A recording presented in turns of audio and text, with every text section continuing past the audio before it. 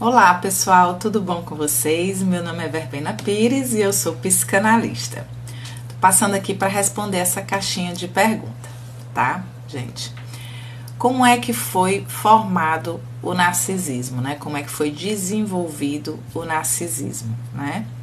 O narcisismo no transtorno de personalidade narcisista. Então vamos lá.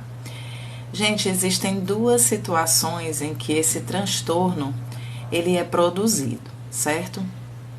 Lá na infância, nas fases psicossexuais de Freud, né, após a fase oral, né, que é a fase do autoerotismo, após essa fase vem a fase do narcisismo primário, tá?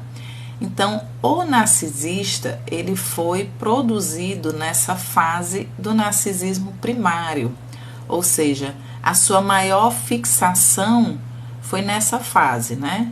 Ou então, o seu maior trauma foi nessa fase, embora todos nós passamos por vários traumas, por várias fixações ao longo da nossa infância, ao longo da nossa vida, tá? Então, o que foi que aconteceu? Nessa fase houve um desequilíbrio, ou um desequilíbrio para mais ou um desequilíbrio para menos. Como é que funciona esses desequilíbrios, né, para o narcisista? Ou ele teve permissão demais, certo? Ou ele foi permitido a partir dessa fase, né, também. Ou ele foi permitido sempre a fazer tudo o que desejava, porque isso também é considerado uma negligência da mãe ou dos pais, né? Deixar com que essa criança faça tudo o que desejar, ou seja, que ela se utilize quase que 100% do id, né? Dessas pulsões, ou então ela foi extremamente negligenciada com o abandono emocional, tá? A mãe ela não teve essa disponibilidade emocional para tratar seu filho, né? Para cuidar do seu filho, tá? Para criar o seu filho. Então, essa mãe, o que foi que aconteceu? No momento em que ela não tem essa disponibilidade emocional, tanto para menos como para mais, porque dizer não ao filho também é cuidado, tá, gente? Dar limites para os filhos também é cuidado, tá? E isso de uma forma equilibrada, de uma forma adequada.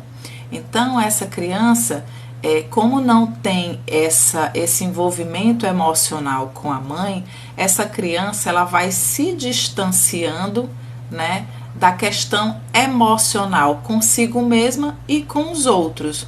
Então, como a mãe também, nessa fase da infância, ela não se disponibiliza a olhar para o olho do filhinho, né, a fazer os toques no bebê, porque a formação das nossas emoções, dos nossos sentimentos, gente, é a nível corporal. Então, se eu não tenho esse toque desde a infância, se eu não tenho essas carícias que minha mãe faz quando eu tô lá no colo dela mamando, essa pessoa, esse narcisista, ele não vai ter essas sensações no corpo dele e ele vai passar a entender as pessoas como também não tendo essas sensações. Por isso não é formado a empatia, por isso não é formado a solidariedade de sentimentos com o outro, tá, gente? Então, e aí o que acontece? Não existe esse nutrimento, né, com essa criança. A mãe pode até, por exemplo, dar banho nessa criança, limpar o cocôzinho dessa criança, dar mamadeira de mamar água para essa criança, dar comidinha para essa criança, arrumar essa criança, né? Você vê muitas crianças aí quando fora de casa muito bem arrumadas, né? Aparentemente muito bem cuidadas, limpas, mas isso, gente, não é o suficiente. Se a mãe não se disponibilizar emocionalmente para esse filho ou para essa filha, provavelmente ela pode sim ou ele pode sim vir a ter transtornos de personalidade, tá? Então, o mais essencial do que você deixar seu filho totalmente arrumado para que as pessoas lá fora pensem que você é uma boa mãe, né? Mais essencial é que você cuide do seu filho de forma a disponibilizar emoções para o seu filho, né? Tocar no corpo dele quando estiver mamando, olhar no olhinho dele, porque isso forma um ego saudável, ok, gente? Então, o que acontece? Essa criança ela vai se distanciando emocionalmente e aí é produzido sim o transtorno de personalidade narcisista.